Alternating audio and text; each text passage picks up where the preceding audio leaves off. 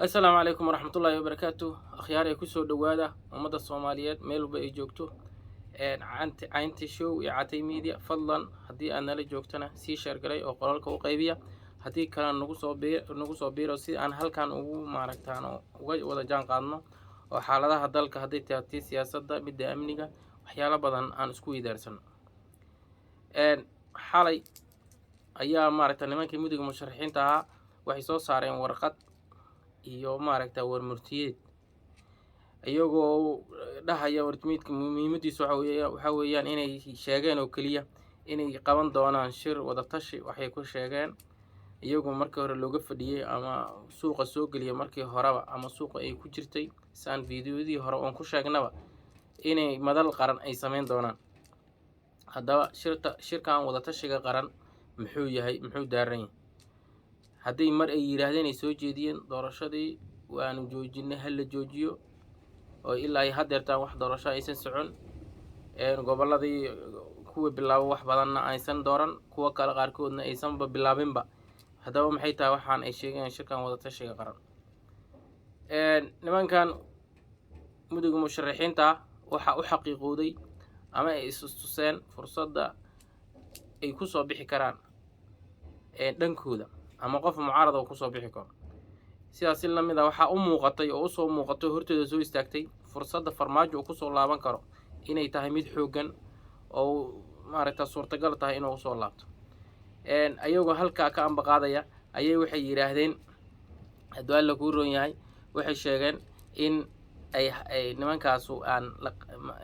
shir wada tashi qaran waxay ay ku tilmaameen inay soo saareen. haddaba masahlanta in la qabto shir wada tashi qaran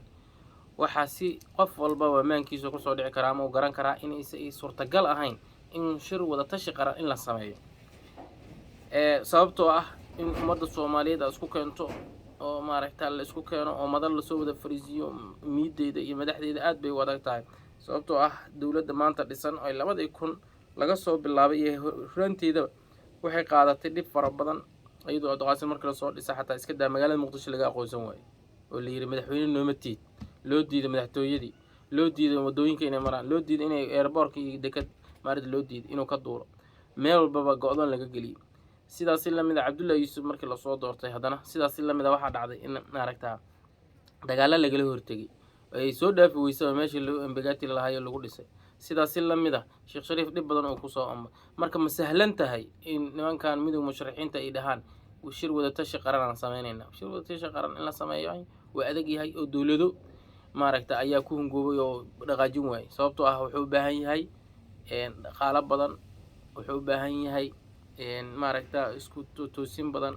in maaragta awoodo loo isticmaalo waxyaalo badan u baahan tahay saacadii uma sahlana in ayagiiba maaragta intay mudug musharaxiinta maadaama hal qabiil u badan yihiin intay isku tagaan musharax qura ay soo saaran waayeen ayagu naftirkooda bari markii la tartamay nin walbaba maaragta qodiisa uu ka tartamayo